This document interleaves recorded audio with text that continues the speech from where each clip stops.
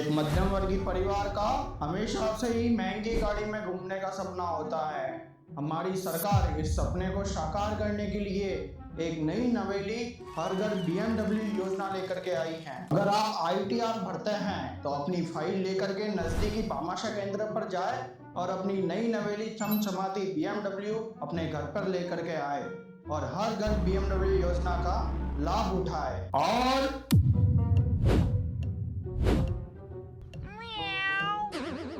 चलो अभी मैं चलता हूँ, मेरे अजीत मित्र के चाचा ताऊ के लड़के की दहक हो गई है तो मुझे वहां पर बैठक में जाना है। खत्म, bye bye, tata, goodbye, गया। न जाने क्यों लेकिन मार्केट में बहुत बातें चल रही है कि लग्जरी गाड़ियों की कीमत आधी हो गई है। नेताजी हर घर BMW योजना चला रहे हैं, लेकिन जब वास्तविक खरीदार शोरूम में जाकर के कीमत पूछता है तो सेल्समैन उसे अलग ही रिप्लाई देता है। पैसा कम हुआ है कुछ गाड़ी पे? नहीं, कोई पैसा नहीं कम हुआ। It is absolutely same pricing, बल्कि जो है आपका जो है it will be a time taking process. मैं आपको फिर बोल रहा हूँ कि अभी it's a time taking process. It will take minimum 2 to 3 years time. It will be applicable that. अभी तक तो जो बातें मार्केट में चल रही है उन सबको बताने का ये मेरा नाटकीय तरीका था, लेकिन क्या आपको इंडिया यूरोप FTA या फिर कहे तो हर घर BMW योजना के बारे में वास्तव में कुछ पता भी है कि क्या सच है और क्या अफवाह? नमस्कार, माय सेल्फ रौनक शर्मा, आप देख रहे हैं आपका गाड़ी वाला दोस्त। मार्केट में बहुत तेज हवा चल रही है कि लग्जरी गाड़ियों की कीमत में भारी गिरावट आई है। हाल ही में चल रहे यूरोपियन कंट्री यूक्रेन और रशिया के युद्ध के बारे में तो आपको अच्छे से पता होगा, लेकिन क्या आपको पता है कि जो भारत में लग्जरी गाड़ियों की कीमत कम होने वाली है उसके पीछे की वजह ये युद्ध ही है। अगर देखा जाए तो रशिया यूक्रेन युद्ध से पहले लगभग 40% तक यूरोप में गैस की सप्लाई रूस करता था, लेकिन जैसे ही युद्ध स्टार्ट हुआ रूस ने वो सप्लाई बंद कर दी और यहाँ पर यूरोप की फटने लग गई, क्योंकि यहाँ पर यूरोप गैस के मामले में रूस पर ही नहीं बल्कि रूस के अजीत मित्र चीन पर टेक्नोलॉजी, फार्मेसी, इलेक्ट्रॉनिक्स तमाम मामलों में डिपेंड था। और एक बात दुनिया के सारे देश भली भांति जानते हैं कि चीन और भारत का ताल्लुक लंबे समय से कमजोर है और इसी वजह से यूरोप डिपेंडेंसी के मामले में चीन के कंपैरिजन में भारत पर निर्भर रहना ज्यादा सुरक्षित समझता है। लेकिन कभी आपने सोचा है भारत में बिकने वाली लग्जरी गाड़ियां इतनी महंगी क्यों होती हैं? इसका जवाब है इंडियन मार्केट। भारत लग्जरी गाड़ियों के लिए एक बहुत छोटा मार्केट है, इसलिए लगभग भारत में बिकने वाली सारी लग्जरी गाड़ियां इंपोर्ट होती है। लेकिन जब ये गाड़ियां भारत में इंपोर्ट होती है तब सरकार का इतना बड़ा मुंह खुल जाता है और भारतीय सरकार इनके ऊपर 110% टैक्स लगा देती है। मतलब कि 1 करोड़ की गाड़ी के ऊपर 110% टैक्स लगने के बाद उसकी कीमत हो जाती है 2 करोड़ 10 लाख। लेकिन अगर ये टैक्स नहीं लगाया जाए तो 2 करोड़ 10 लाख की गाड़ी भारत में 1 करोड़ की पड़ेगी। लेकिन होगा क्या?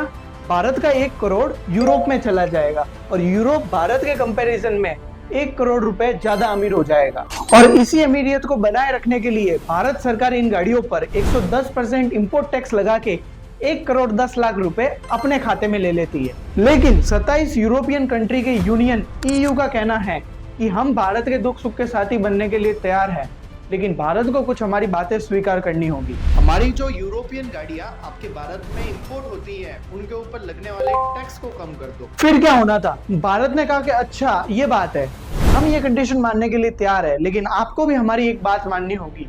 हमारे भारत से जो लोग यूरोप में पढ़ाई या फिर नौकरी के नजरिए से आते हैं उनको वीजा मिलने में बहुत तकलीफ होती है। आप ऐसा करो, वीजा का एक्सेस है ना आसान कर दो। और अगर आपको हमारी भी कंडीशन मंजूर है तो आप आपकी lawyer, economist, trade, industries expert की नेगोशिएशन टीम लेकर के आ जाओ। हम भी हमारी नेगोशिएशन टीम लेकर के आ जाते हैं और हम दोनों आमने सामने बैठकर इंपोर्ट एक्सपोर्ट टैक्स की जो भी बात है वो क्लियर कर देते हैं और एक free trade agreement FTA sign कर लेते हैं। आई होप अभी आपको हर घर BMW योजना या फिर कहे तो इंडिया EU FTA के बारे में थोड़ा बहुत पता चल गया होगा। वीडियो के अगले पार्ट में और अच्छे से क्लियरिटी मिल जाएगी। और आपको क्या लगता है, ये चाचा ताऊ के प्रॉपर्टी का बंटवारा है कि 4 लोग बैठे और प्रॉपर्टी का इक्वली बंटवारा हो गया? नहीं, ये एक बहुत लंबा टाइम टेकिंग प्रोसेस है। जिन स्कोप को लेकर के 2 देशों के बीच में FTA साइन होता है, जैसे कि service sector, goods, investment etcetera, इन सभी को चैप्टर्स कहते हैं। और जब नेगोशिएशन टीम बैठती है तो वो इन चैप्टर्स के ऊपर अपना डिस्कशन बनाती है और जब डिस्कशन बन जाता है उसके बाद लॉयर लीगल लैंग्वेज में प्रिंट बनाते हैं और पॉलिटिशियन लेवल पर लाइक PM के सिग्नेचर करवाते हैं। अब आपको ये प्रोसेस बहुत सरल लग रहा होगा, लेकिन ना, ये बहुत लंबा प्रोसेस है।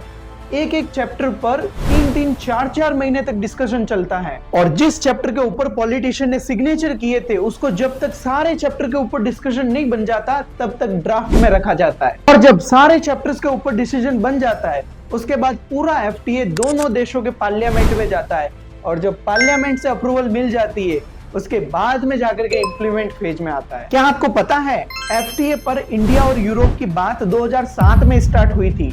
2013 तक 6 साल में बहुत सारे चैप्टर्स पर डिसीजन कंप्लीट भी हो चुका था, लेकिन कुछ चैप्टर्स पर आकर के दोनों देशों की तालमेल नहीं बैठ पाई और 2013 तक बात बनते बनते रह गई। लेकिन जब यूरोप की चाइना से फटने लगी उसके बाद में 2022 में वापस ये बातचीत स्टार्ट हो गई और 2026 जनवरी तक बहुत सारे चैप्टर्स पर डिसीजन कंप्लीट हो चुका है। लेकिन 27 जनवरी को एक ऐसे चैप्टर के ऊपर डिसीजन कंप्लीट होता है जिस पर पॉलिटिशियन साइन करते हैं तो मीडिया में हेडलाइन चलने लग जाती है कि आज जो भारत और यूरोप की डील हुई है वो आज दिन तक की सबसे बड़ी मदर ऑफ ऑल डील है। और जैसे ये खबर पूरे भारत में फैलती है बात का पूरा बतक्कड़ बन जाता है। लोगों ने अपने अपने स्तर पर अलग अलग धारणा बना दी। कोई कहता है कि सरकार का नया फैसला आया है, लग्जरी गाड़ियों की कीमतें आधी हो जाएगी, तो कोई कहता है कि सरकार लेकर के आई है हर घर BMW योजना। लेकिन सच्चाई तो ये थी कि अभी सिर्फ इस डील की बातचीत पेपर पर कंप्लीट हुई है और पॉलिटिशियन ने सिग्नेचर की है, पार्लियामेंट से अप्रूवल मिलनी बाकी है। लेकिन ये न्यूज चलने का कारण था लग्जरी गाड़ियों पर लगने वाला 110% इंपोर्ट टैक्स अभी घट करके 10% हो जाएगा। मतलब इंपोर्ट होने के बाद जो लग्जरी गाड़ी आपको आज मार्केट में 65-70 लाख की मिल रही है, 10% टैक्स के बाद वो 30 लाख के आसपास पड़ेगी। लेकिन यहाँ पर एक बड़ा सवाल उठता है, कोई भी बंदा 30 लाख रुपए जेब में लेकर के गाड़ी लेने जाएगा तो वो टाटा महिंद्रा की जगह पर लग्जरी गाड़ी लेकर के आएगा, फिर टाटा और महिंद्रा का क्या होगा? कल उठ करके टाटा और महिंद्रा के ताले ना लग जाए, इसलिए FTA साइन होने से पहले एक टाइमलाइन डिसाइड की जाती है कि इम्प्लीमेंट के तुरंत बाद टैक्स में कोई बड़ा कट ऑफ नहीं आएगा। मतलब कि पहले 1 से 4 साल में 30 से 35% ही टैक्स कट होता है, उसके बाद में 4 से 5 साल में टैक्स और घट के 60% तक आ जाता है। लेकिन बड़ा बदलाव हमको 8-9 साल के बाद में दिखता है जब टैक्स घट के 10% तक आ जाता है। और ये जो टाइमलाइन होती है यही इंडियन ब्रांड को कंपटीशन में तैयार होने के लिए टाइम देती है। यहाँ पर आप मेरे को कहोगे कि टाटा महिंद्रा को तैयार होने की क्या जरूरत है? हमको अगर सेम प्राइस में लग्जरी गाड़ी मिलेगी तो हम टाटा महिंद्रा को क्यों लेंगे, हम तो लग्जरी गाड़ी को लेंगे।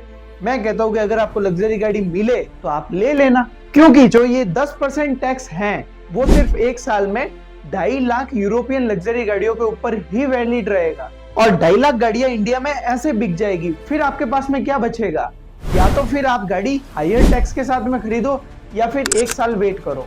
और अगर ये दोनों ही कंडीशन आपको एक्सेप्टेबल नहीं है तो फिर टाटा और महिंद्रा कंपटीशन में तैयार हो ही चुके होंगे, फिर आपको जाकर के वही लेनी पड़ेगी। ज्यादा खुश होने की जरूरत नहीं है, अभी तक तो नेगोशिएशन टीम का बहुत सारे चैप्टर्स पर डिसीजन बनना बाकी है। और जब ये FTA पूरा तैयार हो जाएगा फिर ये FTA दोनों देशों के पार्लियामेंट में जाएगा और यहाँ से अप्रूवल मिलना अपने आप में एक लंबा प्रोसेस है। अगर सारी बातें अच्छे से चली तो 2026 के एंड तक या फिर 2027 के मिड तक सारे चैप्टर्स पर डिसीजन बन जाएगा और FTA पूरा तैयार हो जाएगा। लेकिन एक बात मत भूलना, स्टार्टिंग फेज में आपको 10% का बेनिफिट नहीं मिलेगा, धीरे धीरे जाकर के 10% का बेनिफिट 10 साल के बाद मिलेगा। मेरे हिसाब से अभी आपको हर घर BMW योजना के बारे में पूरा अच्छे से पता चल गया होगा। अगर मेरे समझाने का तरीका आपको अच्छा लगा हो तो आप आपके गाड़ी वाला दोस्त YouTube चैनल को सब्सक्राइब कर सकते हैं।